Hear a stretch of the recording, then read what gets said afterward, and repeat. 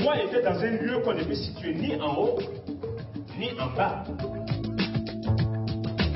C'est la première fois qu'un festival pluridisciplinaire de cette envergure et dédié au continent africain est accueilli au musée. Le festival L'Afrique dans tous les sens, c'est un festival pluridisciplinaire autour des 5 sens. Cette année, on a démarré à la Bellevilloise et après, on a embrayé sur le musée du Quai Branly où on est là depuis 10 jours. Pour résumer, on a eu 2 concerts par jour, des contes avec Taxi Conteur qui a présenté 3 de ses spectacles, des ateliers pour les jeunes publics mais également pour les adultes.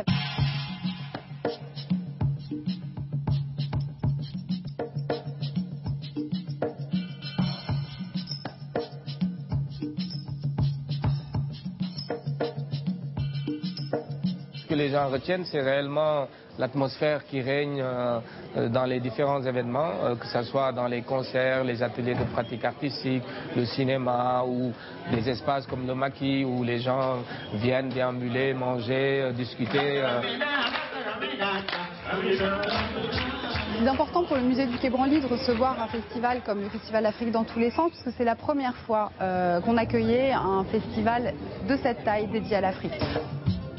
Déjà, c'est une image de l'Afrique telle qu'elle est vue par les Africains eux-mêmes. C'est un honneur de participer à un festival qui met vraiment en relief l'Afrique, je parle en termes de création, en termes de diversité.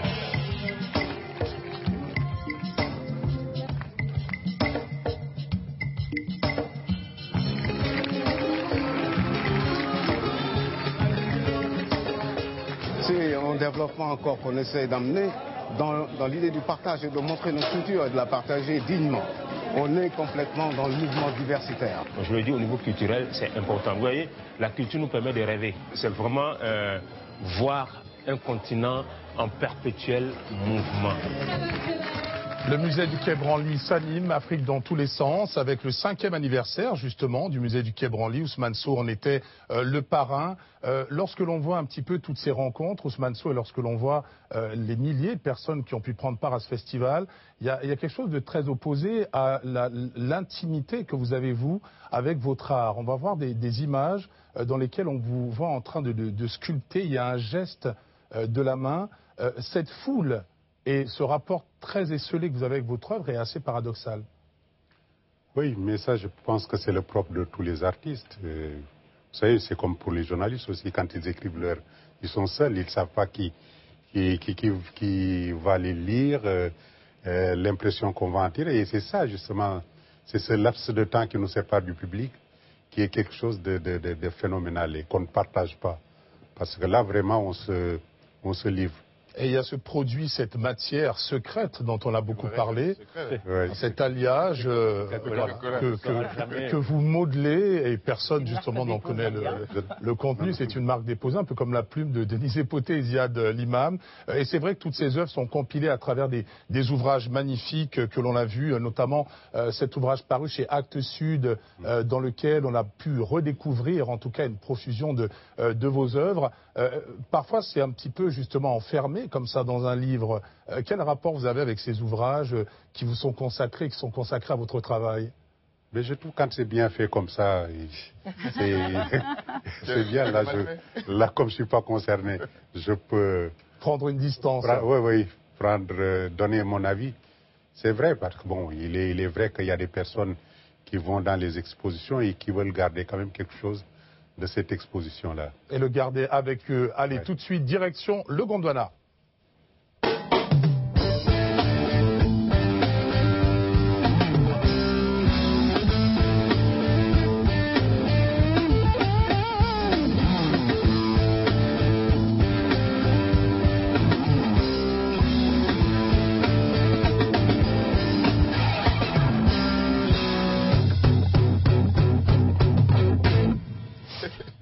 Chers téléspectateurs, bienvenue sur Gondwana TV, la seule télévision que vous devez regarder, et sinon je saute, et vous aussi.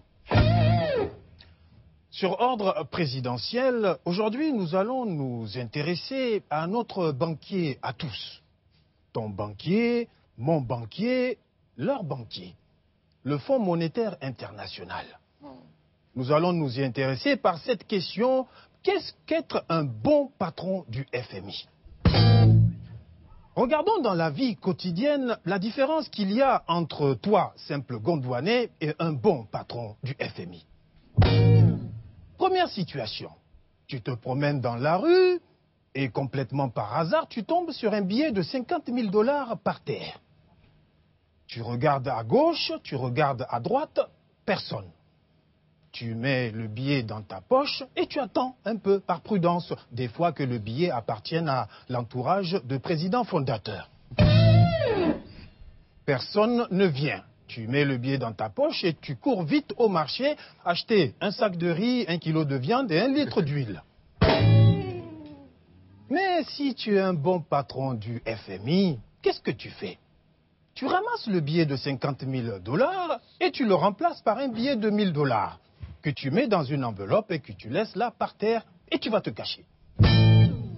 Dès qu'un Gondwanais ramasse l'enveloppe, tu apparais vite et tu lui dis « Rends-moi mon enveloppe avec les 50 000 $ qu'il y a dedans, sinon j'appelle la police. » Comme tu sais qu'il est pauvre et qu'il ne peut pas te rembourser, tu lui dis les 1 000 $ c'est cadeau et qu'il te devra toujours 49 000 $. Il devra te rembourser à raison de 1 000 $ par mois, plus les intérêts.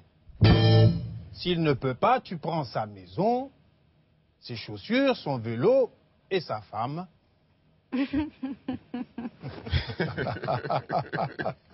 Tout en continuant à tout faire pour te rembourser. Seconde situation. Pour ton anniversaire, ton meilleur ami t'offre une superbe montre de luxe. Tu es content, tu le remercies, tout en te disant que pour lui rendre l'appareil à son anniversaire, eh ben, tu vas devoir manger du pain et de l'eau pendant 1 an. Mais si tu es un bon patron du FMI, tu vas te dire, ce gars-là fait partie des ACPTE de ton entourage. ACPTE, amis et cousins pauvres très endettés. Où est-ce qu'il a eu l'argent pour acheter cette montre? Tu lui rappelles qu'il te doit toujours beaucoup d'argent depuis trop longtemps et que tu considères cette montre comme un acompte. Voilà, il te devra toujours un cadeau d'anniversaire et beaucoup d'argent. Si tu fais ça, tu es digne d'être un bon patron du FMI. C'était le journal de Gondwana TV, le seul journal que vous devez regarder, le seul journal de la République très très démocratique du Gondwana, sinon je saute et le FMI aussi. Hein.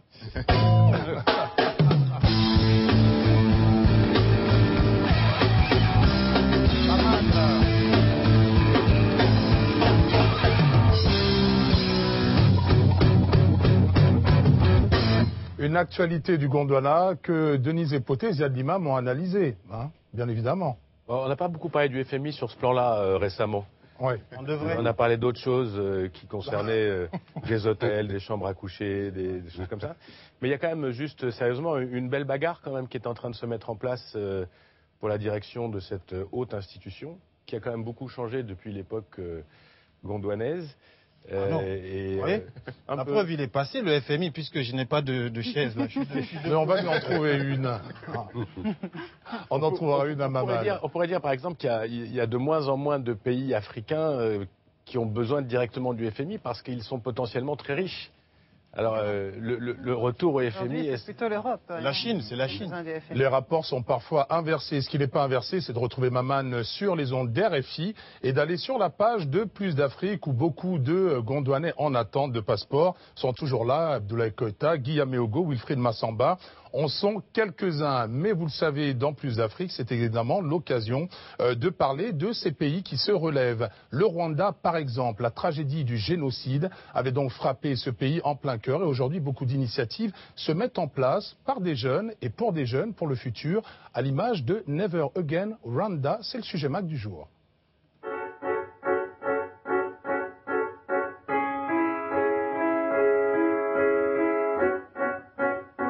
Everybody knows the past of our nation, Rwanda.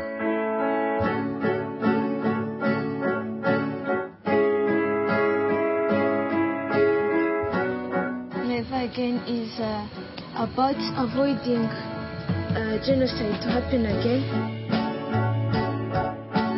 Never again raise a group against our bad history and take the Rwanda toward the brighter future. Never Again Rwanda is a peace-building organization that was started in 2002 to engage youth in building development that is free from conflict. The objective is to empower the Rwandan youth so that they can be conscious of the past conflicts, so that they can work for a society that is stable. In order to achieve those objectives, we organize activities, for example, like debating.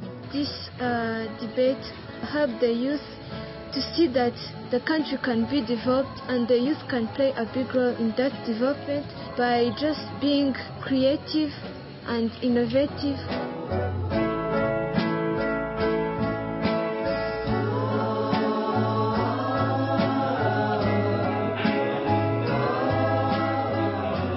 We're just conversing with other youths from the other schools about the empowerment of youth in development.